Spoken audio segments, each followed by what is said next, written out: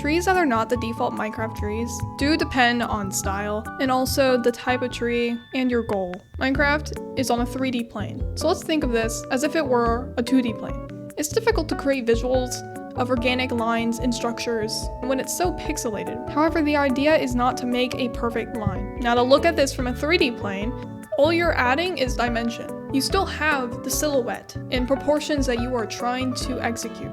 You don't have to have an in-depth plan of what you're trying to build, but it is a good idea to reference inspiration or a palette, and that accounts for custom trees. Think of building trees as a skill. You're going to practice it, it's going to get better, and it's going to become fairly intuitive. And to break down that intuition, break it down into steps.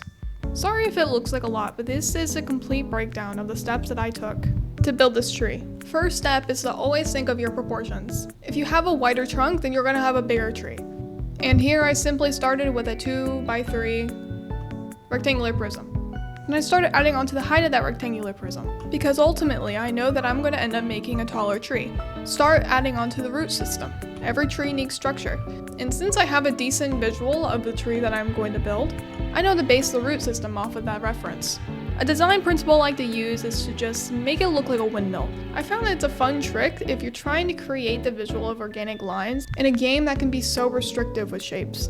Now, to continue adding height to the trunk, I use that same idea that I used in the very beginning, but repetitively. Each of the sub-steps in this step are the same idea, except they just contribute to the final height and shape of the trunk. Just a 2x2 cube stacked on top of each other. I thought of it more as creating a slanted pillar. Since I know I'm building an oak tree, I'm not going to build the branches to be more vertical. For instance, if I was building a birch tree, I might do that.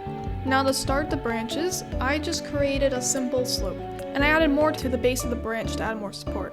Same with the roots, you can see that I used that similar design concept of the windmill pattern to not make it look so random, but to make it seem organic. And you can see how, as I added more branches, I continued to add on the weight and the height of the trunk, because more weight is being added and the height is being increased. Now, this part is fun. This is where I'd say you can be random, have fun with it.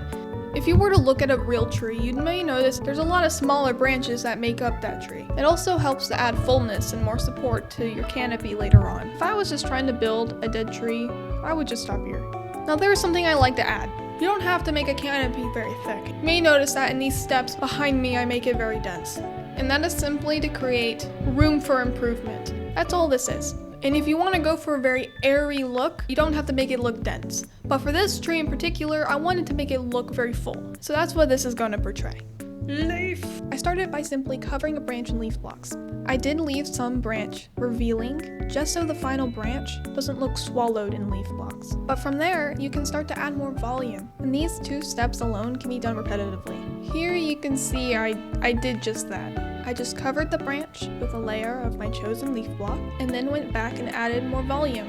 And from there, you can have fun with details. I detailed this tree by adding azalea leaf blocks all throughout the foliage. And then around the roots, I added mangrove wood. This alone could be the final product, but I decided to show how adding more detail can change the look of your tree. Here's what that same tree looks like with just a bit more detail. Around the base of the tree, I added a mixture of green concrete powder, moss blocks, moss carpet, and green carpet to add more detail to the grass. I even went ahead and put a little bit on the roots and the trunk just to add more to the trunk. Glow lichen included. Because, you know, real trees can have lichen. This is the flame tree I built in my Bluey video, and you guys were wondering how I made the tree. Well, this is how I built the tree. I built the tree using this. This is how I build trees. I built the same base of this trunk as the example. The main difference is that I was focused on replicating the tree in the backyard of the healer's house in Bluey. So I made sure to make the base of the trunk really thick, because that's what it looks like in the show. You can see how I used those same concepts in leaf design with this tree. So the final product looks very lush and detailed, but also fairly organic and realistic, while still clearly being a Minecraft tree. This is the palm tree I built from that same video. And believe me when I tell you that I built this palm tree using the very same concepts, except just no branches. Here you can see I made the base of this trunk 4 blocks high and diagonally stacked until I reached the desired height. And for the base of the palm husk, I added mushroom stem. Now for the base of the leaves, I started with just leaves. Since there's no branches to layer, you just have to start with something. In this case, it was just leaves. And from that base, I diagonally built my palms.